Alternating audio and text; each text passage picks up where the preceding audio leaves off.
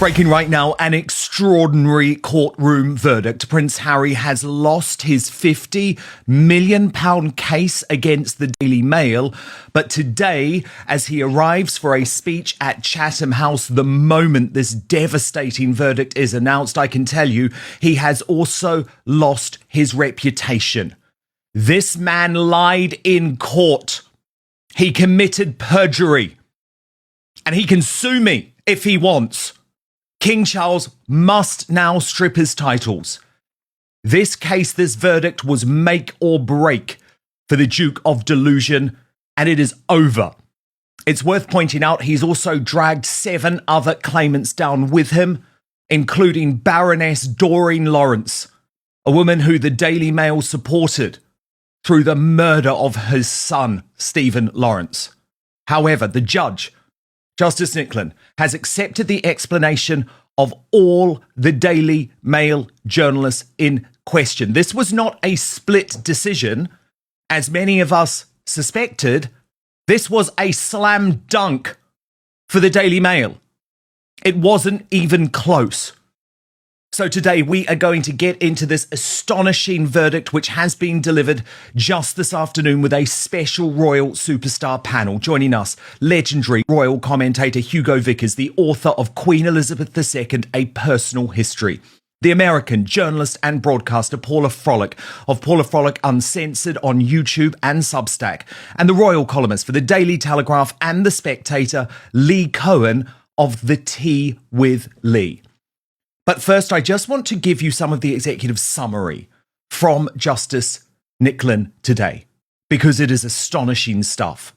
In this written verdict delivered from the High Court, Justice Nicklin said Associated called journalist witnesses who gave lawful explanations for the sourcing of the disputed articles and incidents. The court accepted their evidence, including their denials of unlawful information gathering. The allegations were serious. They included allegations of dishonesty, unlawful conduct, and deliberately false evidence. The more serious and less likely an allegation is, the more convincing the evidence must be before a court can find it proved. And a special mention today for Charlotte Griffiths, the editor-at-large of the Mail on Sunday newspaper. A woman who has had to put up with a lot, actually, over the past few years, as Prince Harry claimed that he had never met her, that he didn't know her, in order to try and destroy her career.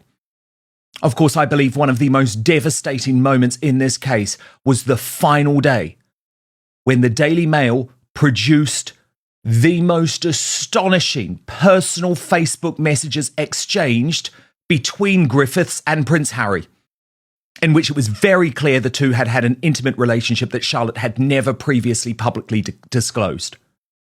Harry has to explain why he lied in court about his relationship with Charlotte Griffiths. And I repeat, Charlotte Griffiths has been vindicated today alongside all of the Daily Mail journalists, especially the head of the Royal Rota, Rebecca English. Personally, I thought she was on the ropes with her particular case, but Justice Nicklin says absolutely not.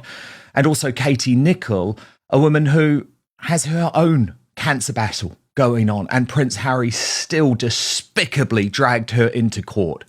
So all of this explains why Associated newspapers have punched back hard today, and I do not blame them for this for a single second. I want to take you through the Daily Mail statement. No doubt this was penned by Paul Dacre himself. Associated Newspapers welcomes today's judgment, which is an overwhelming victory for the Daily Mail and its journalists and for a free press generally. Mr. Justice Nicklin today cleared the Daily Mail and Mail on Sunday and dismissed every single one of the 97 allegations made by the claimants. In every case, the judge accepted the honesty of our journalists' evidence on how they source their stories. This is a magnificent vindication of the Daily Mail's journalism for some of the most outrageous allegations made when the case was launched in a blaze of publicity 4 years ago, placing bugs in people's cars and homes, listening to calls as they were made, and illicitly accessing bank accounts. No credible evidence was ever presented. As we said at the time, these allegations were lurid and preposterous, and were a fishing expedition by the claimants and their legal teams in a politically motivated campaign to muzzle the free press. The reputations of our decent and hard-working journalists were terribly impugned, and today they have been exonerated. As the judgment clearly shows, every single article was legitimately sourced. Associated newspapers thanks Mr. Justice Nicklin for his patience and wisdom that he has displayed through the misguided legal action, which has wasted so much valuable court time and more than £50 million in legal costs. We will look to resolve outstanding issues, including the recovery of the costs we have incurred while defending ourselves against the egregious litigation. Now, Prince Harry should be bankrupt as a result of this, although the understanding is that he does have some type of insurance.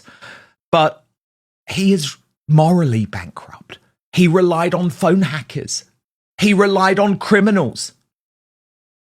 And he has been exposed for the man he is, a man who will lie about the royal family, about the British press, and a man who I do not believe has any place anymore in this country. His final words in court, which Dan Wootton Outspoken used AI to exclusively recreate, I believe were scripted, as he broke down in tears and attempted to win over the judge and the media by invoking his wife, Meghan Markle. Watch this. I've never believed that my life is open season to be commercialized by these people.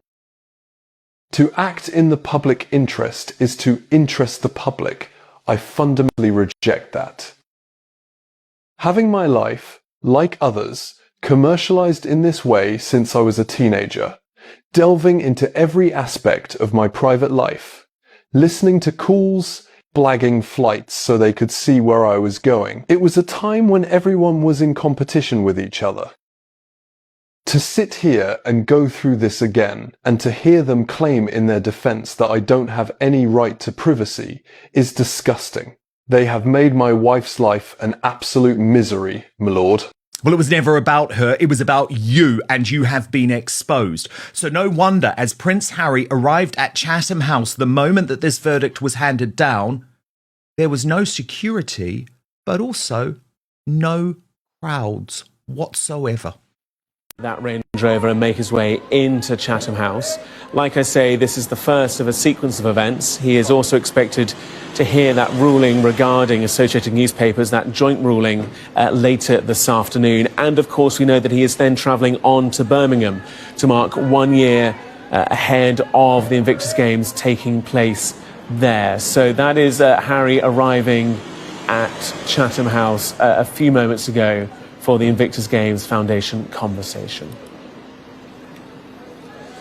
He went inside looking haunted and got up on stage. Remember, by the way, Harry had his script. He had his script in his pocket and was planning, if he had won on even one of the 14 counts, was planning to get up there and say, "I'm the Dragon Slayer. Not only have I brought down the Daily Mail, I've just brought down the entire British mainstream media." Instead, he had to go ahead with this. I hope you leave this conference with a deeper understanding of what the Invictus movement really is, and not simply a week of sport every 2 years, but a community united by one belief, that the unconquered human spirit exists in every nation, and that our shared responsibility is to create the conditions in which it can flourish. Thank you.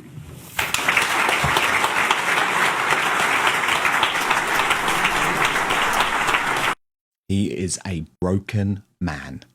To this very special superstar panel reacting to this major breaking news, Hugo Vickers, I mean, this wasn't even close. It was a slam dunk.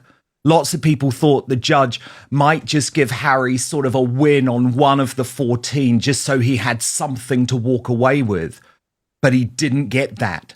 This is a total destruction of his case and I believe his reputation today. Well, and you raise a lot of interesting points, I must say.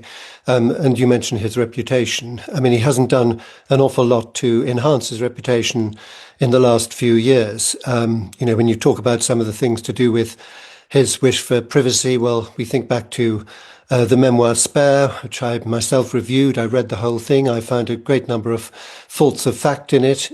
So I think he was probably very unwise to go to court against the Daily Mail unless he had, an absolutely cut and dried case, and he quite clearly didn't. And so we must respect the verdict of the court. And I just wonder what will happen next. Well, indeed, because Paula Frolic, remember, if it wasn't for this last minute, very sensible intervention from King Charles, Prince Harry would right now be residing at Buckingham Palace. Yeah, that's ridiculous. It is, I think we all know exactly why he's not there now. But also, Dan, the point is, I think Harry knew he was going to lose. This is a last-ditch effort. So back in December 2025, there's a very interesting article on the Upsetter Substack right now, and it has an interview of a man who actually tried to intervene and get the Daily Mail to settle after all of the evidence was made public. It was around Christmas time, and Harry and team knew they were up a creek without a paddle. They saw all the notebooks. They saw everything that the Daily Mail had. They tried to settle, and the Daily Mail pretty much went, no, we shall not. Let's go to court. They wanted to put the nail in that coffin. And right now he's financially up a creek, reputationally up a creek. And I think Invictus is going to be the ultimate victim in this.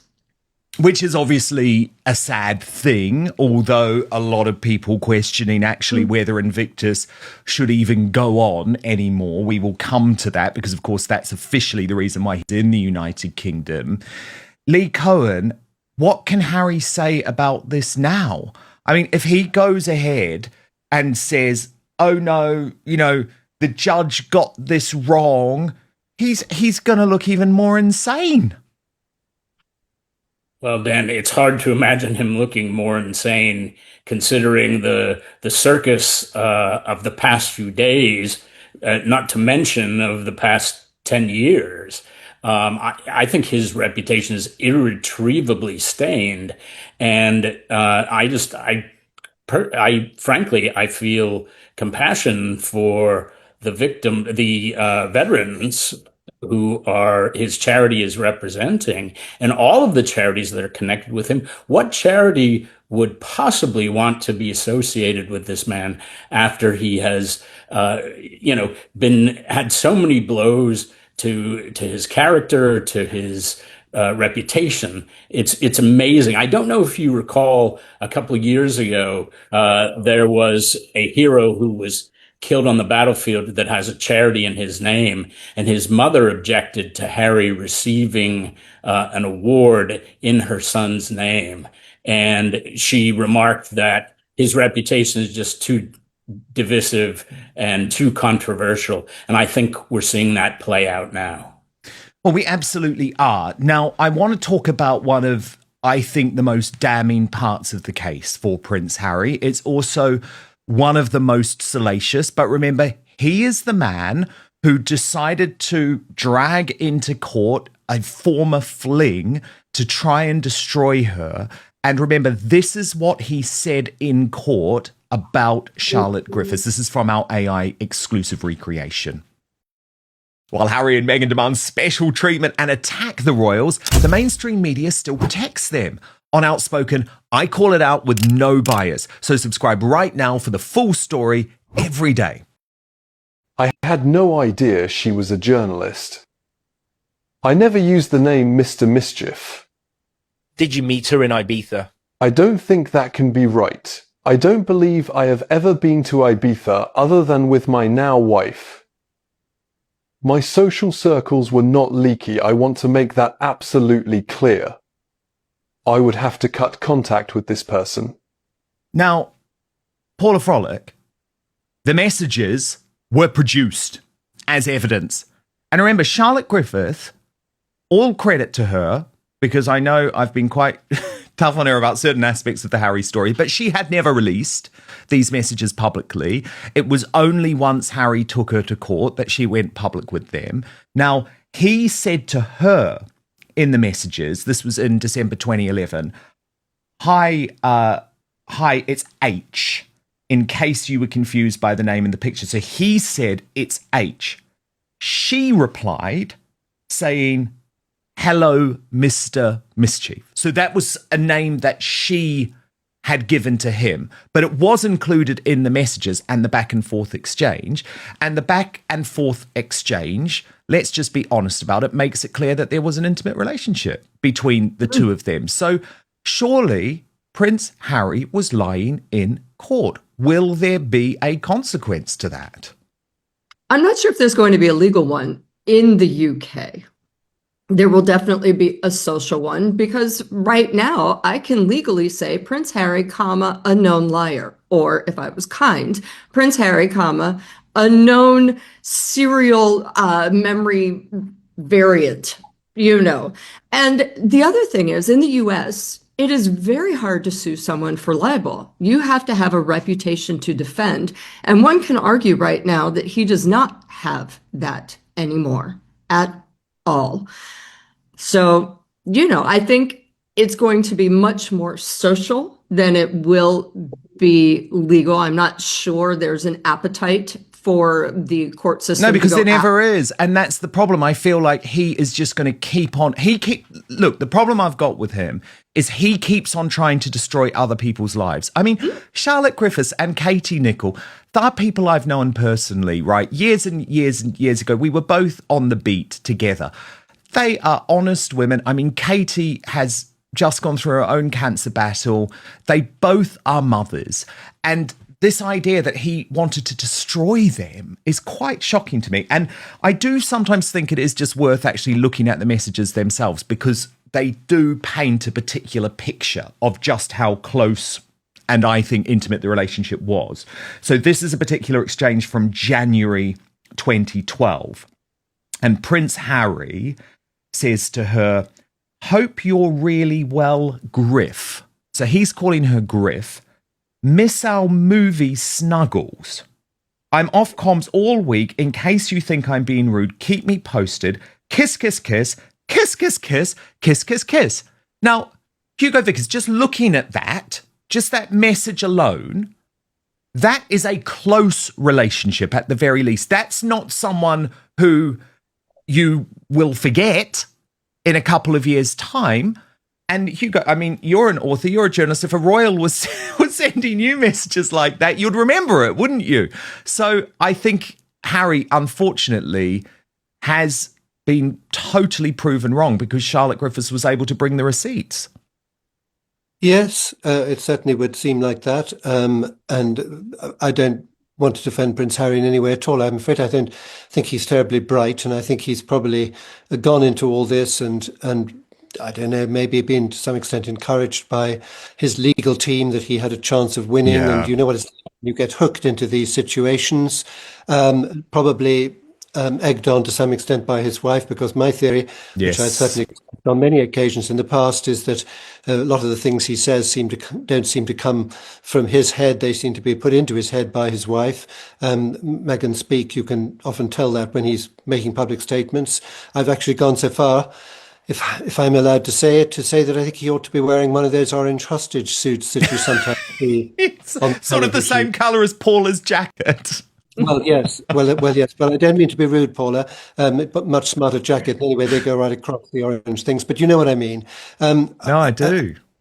And I would just say this, that I live in a sort of slight atmosphere of chaos. And one day I picked up a copy of Hello magazine that was lying on the floor. And there was a picture of Prince Harry smiling and grinning and looking really happy. And I thought, hang on a minute, what's all this about? Then I looked at the date, 2015, i.e. pre-Meghan. In my view, he's always looked incredibly unhappy ever since he got involved with her. And you know, I think they're always trying to reinvent themselves. And one thing goes on for another. So it's a court case, or it's her cutting up petals and scattering them on the salads and the things that she does. It's all very tiresome. And I was dreading this whole week with him coming to London anyway, because the moment he appears, it becomes a sort of contradiction with the British royal family, who are working for, United Kingdom and Commonwealth, whereas he and his wife are working for themselves. And so it's always whatever he's doing, but takes on a great import. And one other point, if I may just make it, is, Please.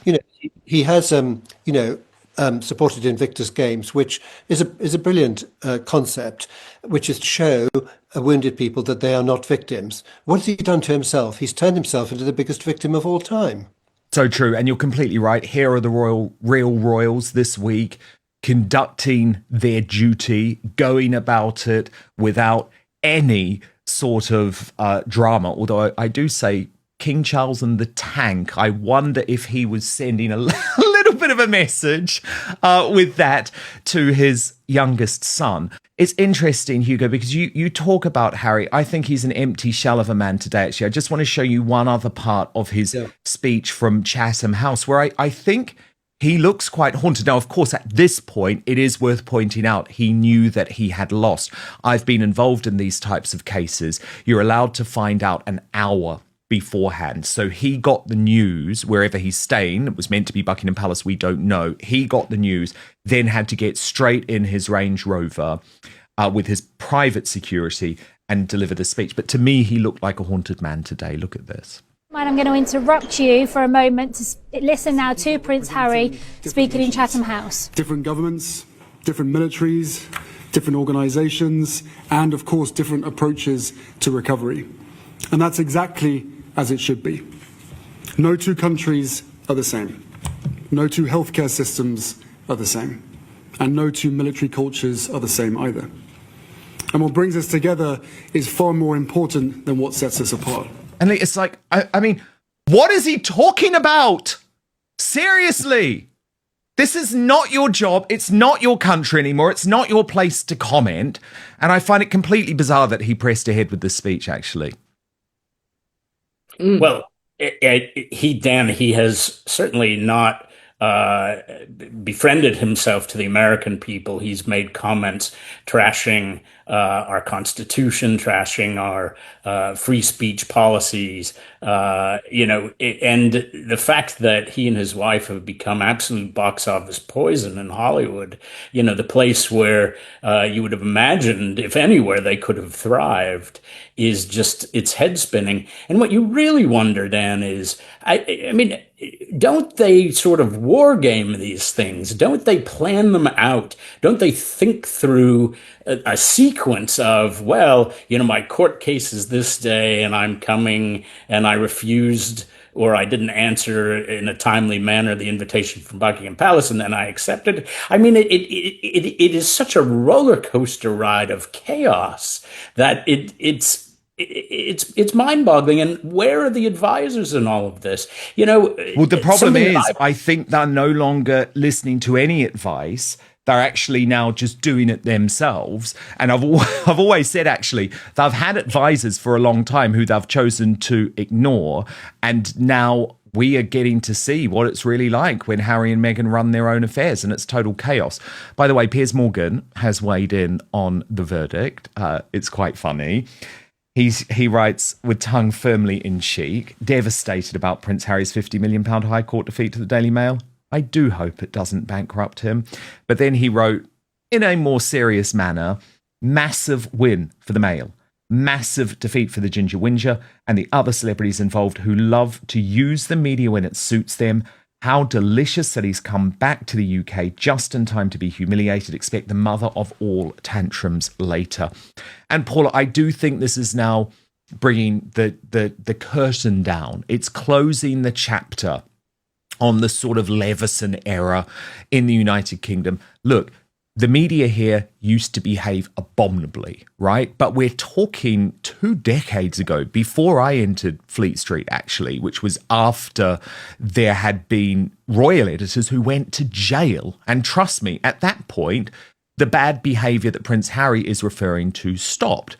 But David Sherborne, the very slippery lawyer in this case, and I've had my own courtroom battles against him, Paula, and won, by the way, has been able to convince this cabal of celebrities, from Elton John to Prince Harry, that he is somehow going to win this time. This time we're going to be the winner. And you just have to listen to the actual criminals at organisations like Byline Times and Byline Investigates, Paula, who are genuine criminals, like convicted phone hackers. And I really do think we just have to move on now from that era. This has to be the final nail in the coffin. Well, I do have to take just one point with what you said. I do believe David Sherborne did win. You know, this was $50 million for 50 million pounds. And he gets so his sorry. photo in the paper a lot. He's made hundreds of millions of dollars off of these cases, has he not? His fees will have to be paid. Now, there is some insurance. It does not cover everything. And I have been told the only person who can actually afford to pay the fees is Elton John, and that he will be on the hook for tens of millions because, of course, they, in your system, loser takes all or winner takes all. So the loser has to pay the winner's fees. So this will be interesting. And of course, David Sherborne, at the end of the day, skips off freely with a huge fat check, doesn't he? And Paula, you were in London last week doing your own independent reporting on this. And you believe, from speaking to your sources, that not only Prince Harry personally, but also now the Invictus Games are in serious financial trouble. What did you discover? Well, the Invictus Games, as I've been reporting, basically over the last year, has been in massive trouble anyway. The government, of course, gave £29 million. Now, the unwritten agreement is that Harry will match or exceed that with corporate or private donations. He has only raised £4 million so far. This is a make or break time for him. He has to raise £25 million from corporations or private donors. And frankly, that's not going to happen. I did meet with somebody from who has knowledge of Invictus Birmingham, and they were saying at this point, if he does not raise it, it will be postponed. If it's postponed, it will be canceled. And that is a big deal because before this entire mishegas came about, you know, they were already talking about white knuckling it through the Birmingham Invictus and then having a major discussion after about the future of Invictus in general. And I know that people all like to say, Invictus, it's so great. It's for the wounded warriors and the veterans. Now, listen, there's no larger supporter of veterans than I am. Well, perhaps, but I am a big one. And no offense, when I look at the Department of Defense in the United States doing the Wounded Warrior Games every year for $2 million, that's 1.5 million pounds, there is no reason for anyone to be spending 60 million pounds on games where 500 people compete for 1 week. There is no justification for that price tag, period. Not to mention, if you look at books like Tom Bauer, and Tom Bauer went to the Vancouver Games, nobody showed up to watch the Invictus Warriors compete. They showed up for Katy Perry, who I'm sure was paid magnificently for performing. But it is, at this point, yes, the idea is good. Yes, the idea was borrowed, wink, from the Americans, and he made it into his own. And yes, it was given to Harry to give him something to do. Unfortunately, ever since Harry has left the confines of the palace and not had people to oversee it, the costs have ballooned and it's gotten absurd. Indeed. So, a reminder, Prince Harry humiliated on an international stage with the total rejection of his case against the Daily Mail. Lauren, the insider, has called the Duke arrogant and said he took bad advice that resulted in him losing today. Watch this. Prince Harry has lost. The defendants have lost. All of the claims have been thrown out. This is what you need to remember. The court bill, the lawyers' fees are over £40 million. What you can decode from exactly what has gone on is that Prince Harry evidently has been taking some bad advice, because he went into this thinking he would win. He went into this thinking he would get this across the line and come out of the High Court as a winner. Well, that has not happened. So the media outlets, the Daily Mail and the Mail on Sunday, that are integral to the royal family and are a key part, if not the most important part, of the royal rota, are going to absolutely go for him now. This is an arrogant prince that I don't believe has been taking advice. He went into this case like a bull in a china shop. You don't get to allegedly be setting up pap shots and leaking, and then on the other hand want to claim your privacy has been breached and you are the victim. The only victim in this case is Harry's bank account, because he will be picking up this bill, and I have no sympathy for this hypocritical prince whatsoever. So is there any win for Prince Harry today? Well, I turn to Chris Shipp, who is the royal editor of Woke ITV, but we know he has been effectively doing the PR bidding for the Duke and Duchess of Sussex all week. They leaked him that private security report, and all of his coverage has been very much slanted in their direction. So he has referred to two specific parts of Justice Nicklin's findings today in court. I just want to take you through it. So Shipp writes, the High Court Judge, Mr. Justice Nicklin, is clear that suspicion of unlawful activity is not evidence of unlawful activity, which seems to be suggesting that Chris Shipp is saying, well, maybe the Mail is still guilty despite this finding. And remember that the burden of proof in a civil case is far, far less than a criminal case. The judge only has to be effectively over 50% convinced with the argument to find. But this is what he's quoted specifically. The court accepted that given the nature and age of the allegations, the claimant's cases often depended on interference, but suspicion, even when understandable, was not enough. The claimants had to prove that the information complained of had been obtained unlawfully. The court rejected the argument that simply because information was private and because associated could not positively explain how it had been sourced, the relevant article must have been unlawfully sourced. And then referring to one article Harry claimed was based on unlawfully obtained, and it was that he was to be the godfather to a child of his nanny Tiggy Legg Burke. The judge ruled, Harry's evidence does not, without more, establish that the information was obtained through voicemail interception, still less that it was obtained by or as the product of an unlawful act carried out or commissioned on Associated's behalf. Now, Lee Cohen, I'm sorry, this just feels absolutely desperate if this is the only positive that Harry is taking from the verdict. At the end of the day, if you look at lots of the specific cases, Lee, where the journalists got up in court, they were actually able to say, no, I received this story from X, from a friend of Harry's who had been sitting around a campfire, for example. Well, Dan, I think the only positive for Harry is what he will do with this bad news for him, and surely he will use it to his victimhood narrative that he's never far from. But having said that, I find it interesting, and I'm no lawyer, but I'd like to hear perhaps from Paula. Absolutely every allegation was dismissed. Yeah, there wasn't one, not one.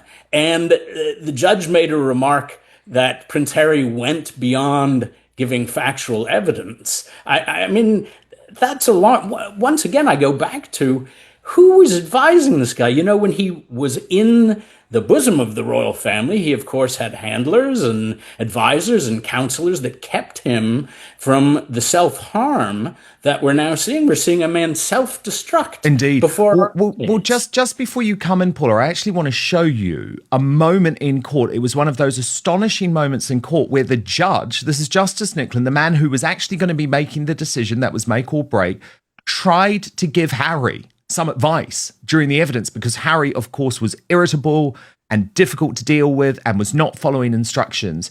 And he didn't actually take this advice well from Justice Nicklin. Watch. But first, do you remember when energy used to feel effortless? You'd get through a workout, a long day, a bad night's sleep, and still feel sharp. But as you get older, trust me, it can start to feel like your body and brain don't have the same spark they used to.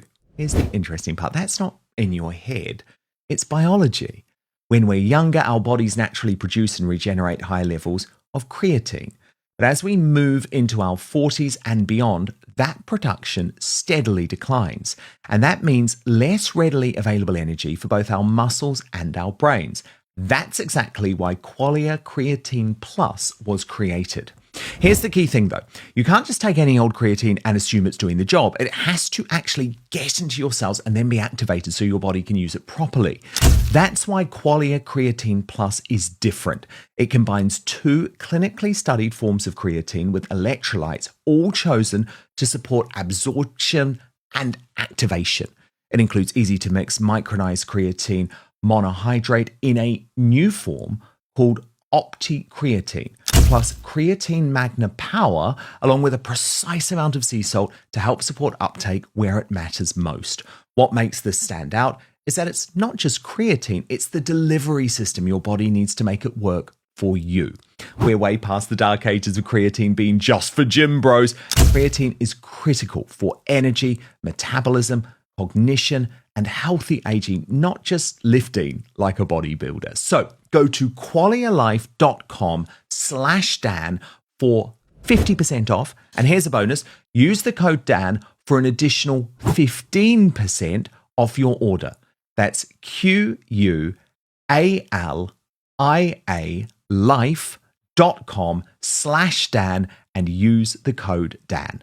And thank you so much to Qualia for sponsoring this episode. Now, back to the show.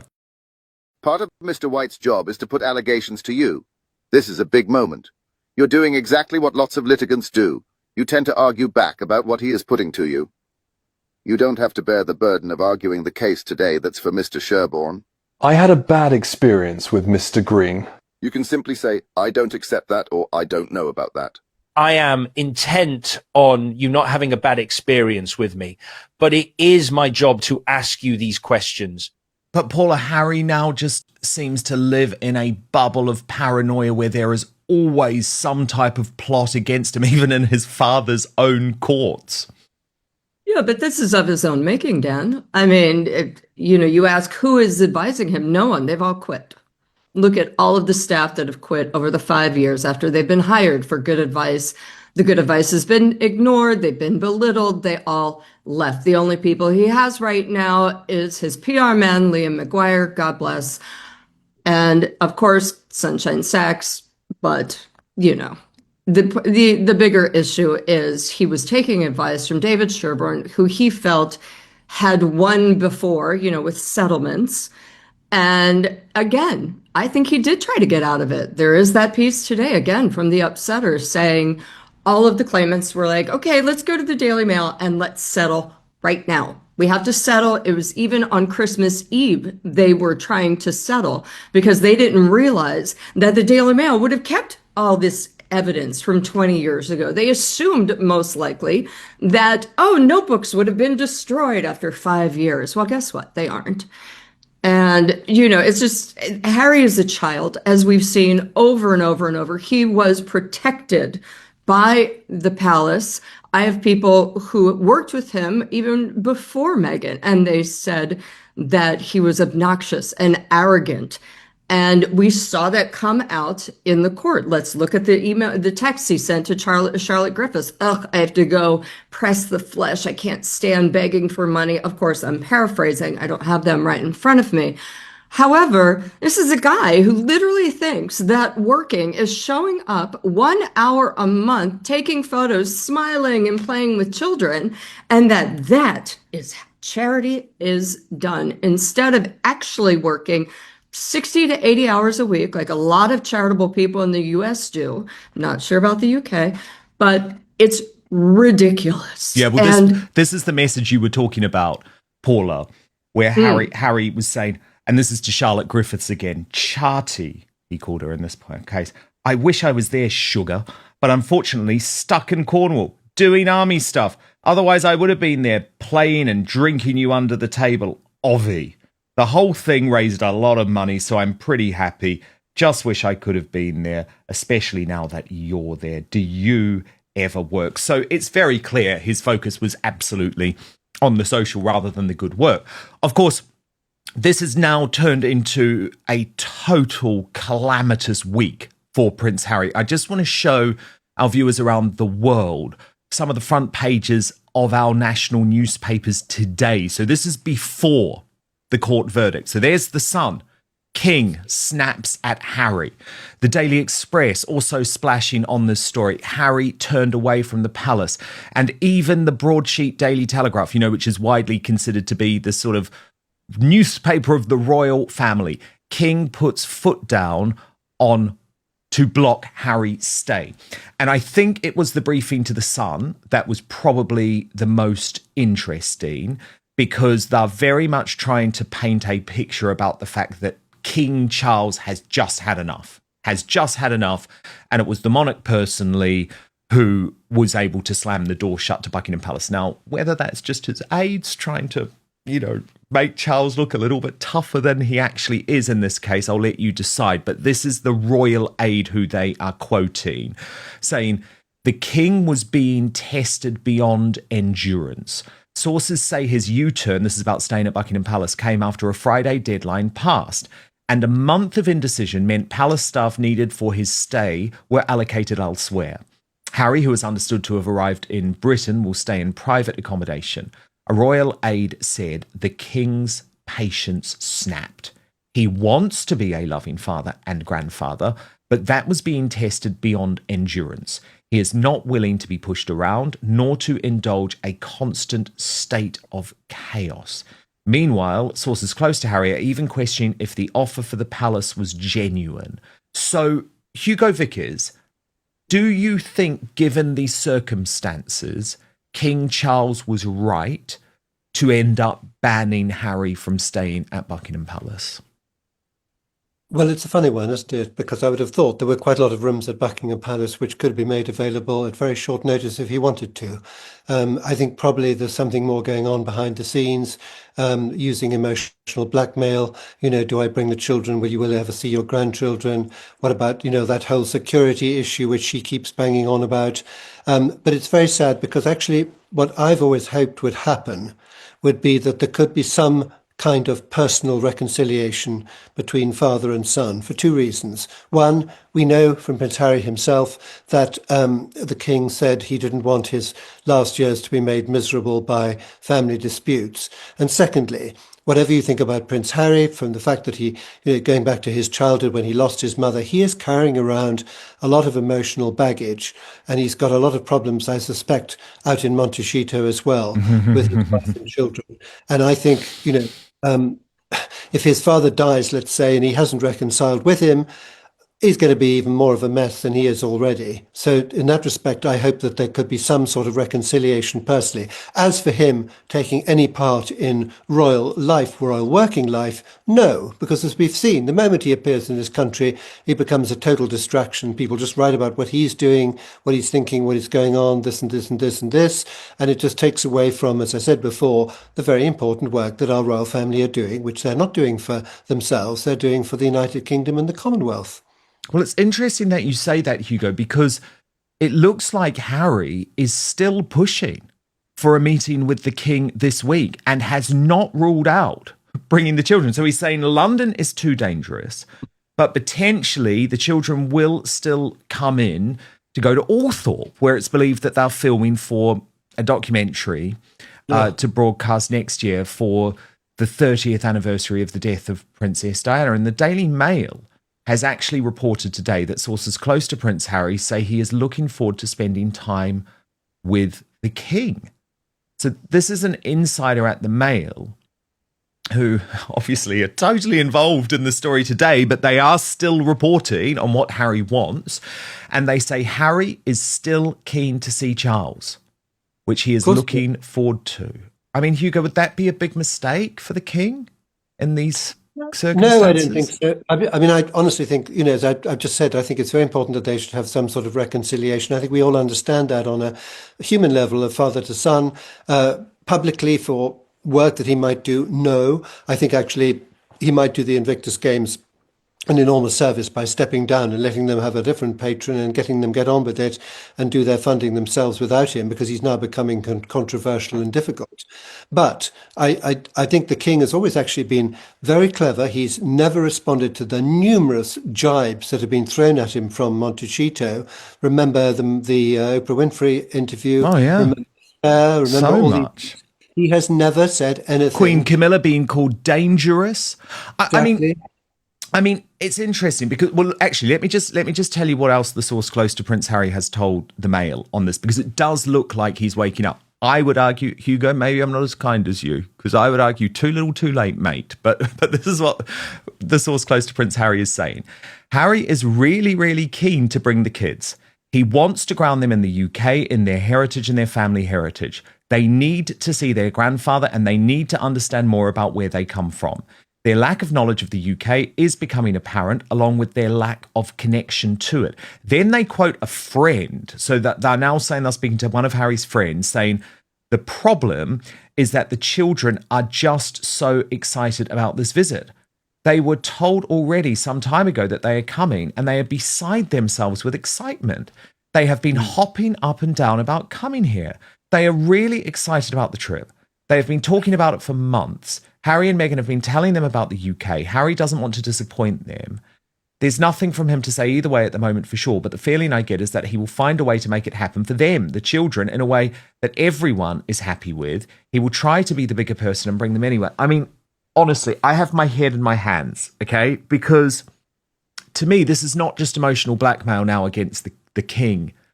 They're playing with their children's emotions, Lee. Because Harry knew he didn't have the security. So why on earth is he telling the children, oh, we're going to come and we're going to give you this great visit, when he knew that security was not going to be provided? I'm sorry, maybe I'm being unkind, but to me, there seems something twisted now, not just in the way that they're emotionally blackmailing King Charles, but I would also say in the way that they are misleading their own children. Absolutely, Dan. And I mean, someone who cares about a reputation with his family doesn't publish the kind of incendiary things, the kind of unforgivable things. There can be no forgiveness for this son who has caused so much damage, not just to a family, but to a nation. We don't have a monarchy in the United States, obviously. And I, as someone who admires the monarchy and the good that I feel it does, and the compelling things about the government and the way the monarchy really, I believe, allows the United Kingdom to punch above its weight diplomatically in the world.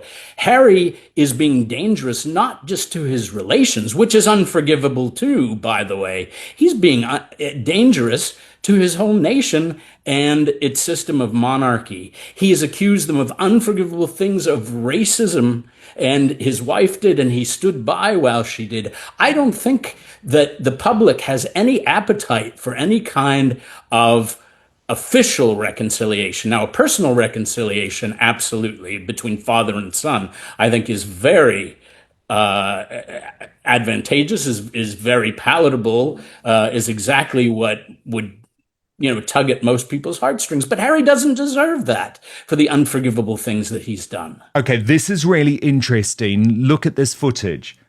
David Sherborne, the lawyer who just completely lost this case after, I believe, misleading Harry and a whole load of celebrities for years, according to Chris Shipp of Woke ITV, who we know is in Camp Harry, has just arrived at the Invictus Games event at Chatham House that Harry is attending. Chris Shipp says, presumably, there is much to discuss.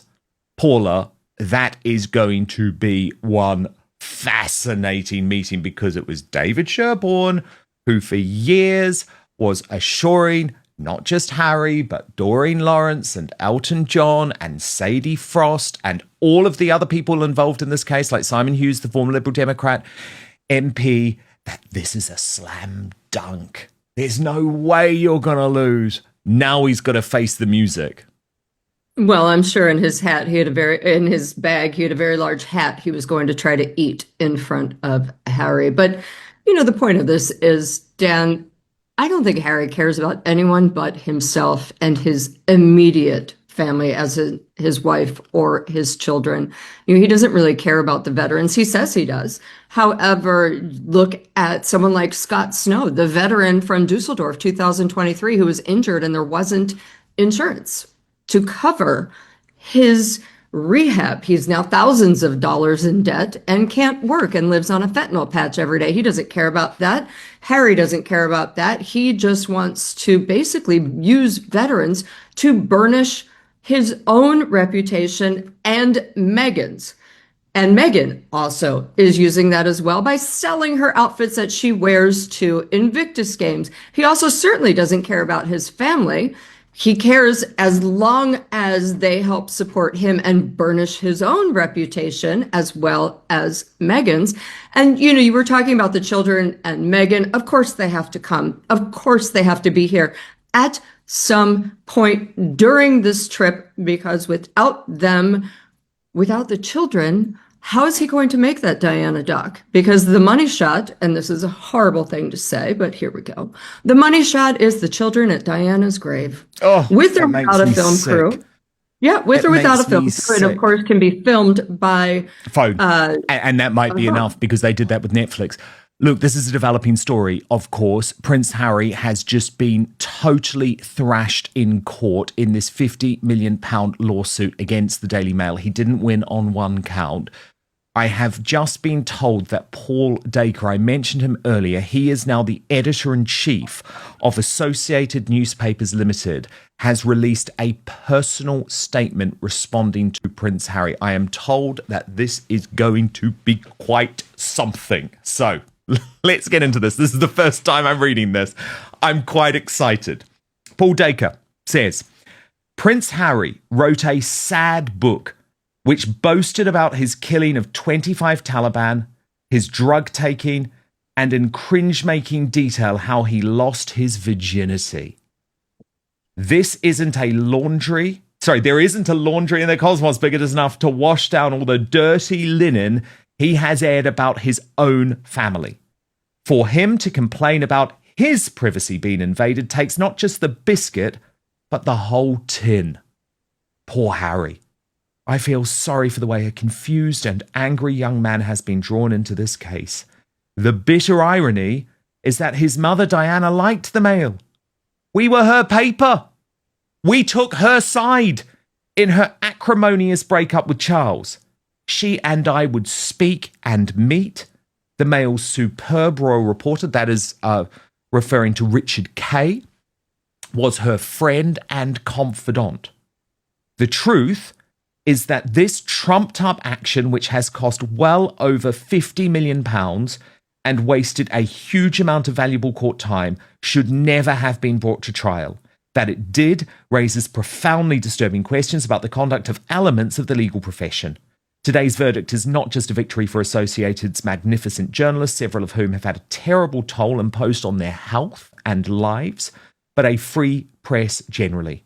Make no mistake, this was a conspiracy supported by Hacked Off to destroy a paper, financed by the orgy-loving racist Max Mosley and involving the actor Hugh Grant. It was also a sinister bid to resuscitate Leveson II and impose statutory regulation on the press, which even now is rearing its ugly head in Labour's media green paper.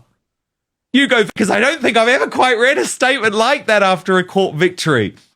Paul Dacre has waited for years to say that, and I think it is damning, isn't it? Especially because he does raise the fact that Princess Diana, because remember, Harry keeps saying, oh, I'm doing her work, I'm doing her work on Earth. No, she liked the Mail. She liked the Mail. She liked Richard Kay. She met up with him regularly. And Paul Dacre. I think that's an incredible statement, Hugo. Your reaction? Yeah, well, I mean, it's no surprise to me that he would make a statement like that because he's the victor, isn't he? So he can do that. I would just wonder if I could go back to one other thing about the children, Please. Which worries me much. We see endless pictures of the backs of their heads. They have never, they will never remember meeting either of their grandfathers. And I think certain point, there's going to be the most terrible sort of revenge from them. They're going to be very upset at the fact of the way they've been treated. They've been used for publicity purposes. If they've been led to believe that they're going to meet their grandfather now, and it may or may not happen, and if it only happens so that they can take part in a documentary, that's even sicker. I think it's a very dismal situation. I don't really know what to say, but I think the sooner he goes back to Montecito, the better. But I don't think he's going to get a very good welcome there from his wife when she, wherever she is at the moment, because she'll be pretty angry about the verdict, won't she?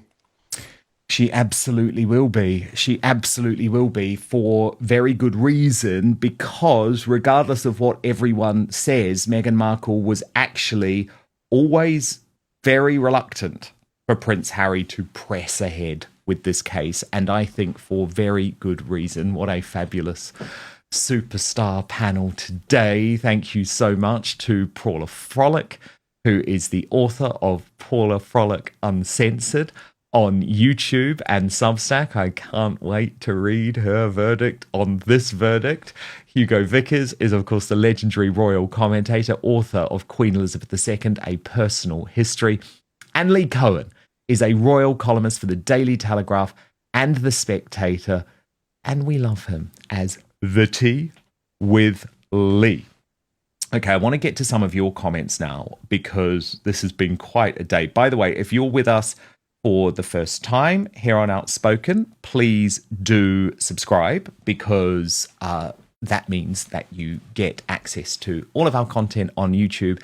And at the moment, we are under a governmental threat in the UK that very soon we're going to be censored so that they can put mainstream media organisations like the BBC, ITV, Channel 4 News above us in the YouTube algorithm. So please subscribe. It means a huge amount. It's totally free, but it just really, really helps this channel. And I do want to get to your feedback, because there's so much of it today. Christine Adam 6764 says Harry's a bum, a liar, and a traitor. I'm glad he lost all in this trial. I also hope he has a huge lawyer's bill and has to pay for all costs for both sides. Katie Hill 619 says, I just wish Harry would go. Find a quiet family life in California and let it go already. Totally. I completely agree. Lilo J says, I imagine the children will be raised with the twisted reality their parents tell the truth. Well, the problem is, and this is what Kirsty Allsop was getting at, and actually we put a video up at midday, they will end up with bitterness about the way their parents have acted. Britt Rubin 9461 says Harry has done this all to please Meghan, misguidedly. Thank you so much to your super chats too. Pete the Meat 3607 says great news. No way that Lawrence or anyone other than Harry or Elton could take the risk to lose. So assume they agreed to cover if they joined the case. Well, indeed. I mean, Orlando Furioso says the same thing. Will insurance cover most of his attorney fees? Sadly, as Paula Frolic reported, my belief is yes. My belief is yes. There might be a little bit of catchment, which comes to a couple of mil. But I think on the whole, the claimants were able to go in pretty confident that this was never going to cost them, which, as Paul Dacre says, is another huge issue. And Teresa Holt says, in my opinion, Charles Spencer won't allow cameras because of Prince William, and Charles Spencer won't want to go to Westminster Abbey to see, wants to go to Westminster Abbey to see Prince William get crowned. So, what a day. Let me remind you what has just happened. Prince Harry has seen his reputation destroyed after he lost his £50 million case against the Daily Mail overwhelmingly. My conjecture is that he lied in court over his relationship with the Mail on Sunday's editor-at-large, Charlotte Griffiths. But either way, his reputation is shattered, and I believe that after this make or break case going so terribly wrong, King Charles must lock him out permanently of Buckingham Palace and strip his titles. Enough. Now, Harry has also flown into an anti-Semitism storm today. We will be covering that on Outspoken live at 5 p.m. That is our usual show. with the great Christine and Neil Hamilton. So in the meantime, thank you so much for joining us on this very special breaking news edition of Outspoken. As I say, please do hit subscribe on YouTube. It is completely free to do so, but we are really battling with this algorithmic push by the UK government to censor us. You can't trust the mainstream media on stories like this. I think we've proven that by now. Please also consider subscribing to our Substack, where you get the full Royal Uncancelled After Show Monday to Friday with absolutely no advertising whatsoever, usually twice the length of what you get to see on YouTube. Today was an exception because of this breaking news. And you can also communicate directly with me on there. We're a real community. Trust me, I don't use AI or anything like that. Sometimes I get your replies and people are saying, Dan, is that really you? Yes. If you are speaking to me on Substack, it's really me. If you're speaking to me anywhere else, like Instagram, it's made up. It's not me. If you're speaking to me on Substack, it is me, because we're a community there, a free speech community, and all of my Substack subscribers drive everything that I do here on Outspoken. So I would love you to be part of it. You can join us there at www.outspoken.live, and I promise to always keep fighting for you. Dan Wootton Outspoken is your no-spin, no-bias, no-censorship outlet for independent news. We have no big tech backing or billionaires pulling my strings, but that does mean I need your support. So please hit subscribe on YouTube, turn on the notification bell, and subscribe to Dan Wootton Outspoken on Spotify or Apple Podcasts. It's totally free, but allows me to continue my promise to always keep fighting for you.